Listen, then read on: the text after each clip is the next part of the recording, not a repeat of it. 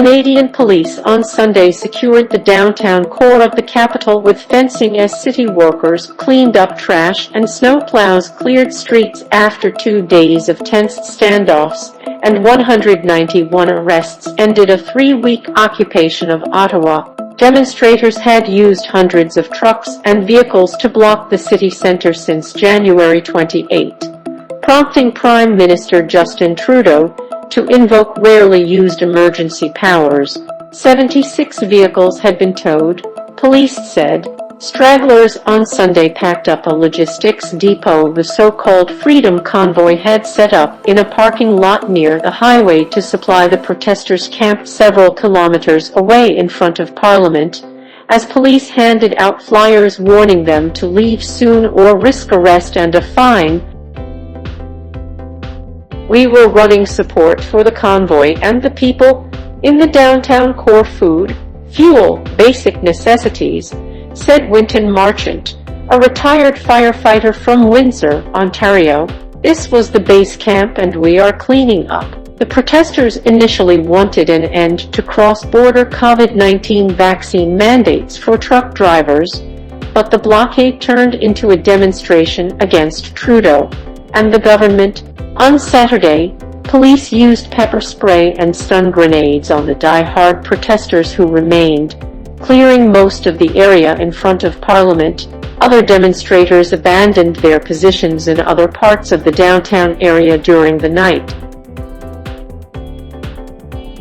Those arrested so far face 389 different criminal charges, including obstructing police, disobeying a court order, assault, mischief, possessing a weapon and assaulting a police officer, Ottawa's interim police chief Steve Bell told reporters.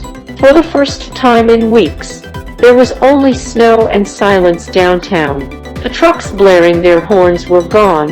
One resident said he felt relief.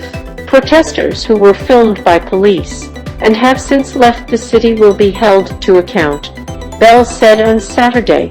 During the past 2 days of protests in Ottawa and in British Columbia, where a group temporarily shut down a border crossing south of Vancouver on Saturday, several TV reporters were harassed, insulted.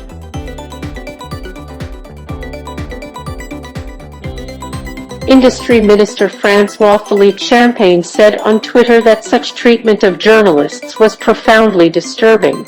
One criminal investigation into the treatment of a member of the media is ongoing, Bell said, adding the media has been subjected to slurs to abuse. Trudeau on Monday invoked emergency powers to give his government wider authority to stop the protests, including sweeping powers to freeze the accounts of those suspected of supporting the blockades without obtaining a court order. So far 206 bank and corporate accounts have been frozen, and one financial institution blocked a payment processor account holding $8 million, police said, adding that they were still collecting information on companies and people. Parliament continued debate over the use of the emergency powers on Sunday, with a required vote and expected passage of the powers due on Monday. The powers were fundamental in coordinating police to break up the Ottawa protest, Bell said. Emergency Preparedness Minister Bill Blair suggested in an interview with the CBC that the extraordinary powers may not be needed much longer. "We're tracking it hourly," he said.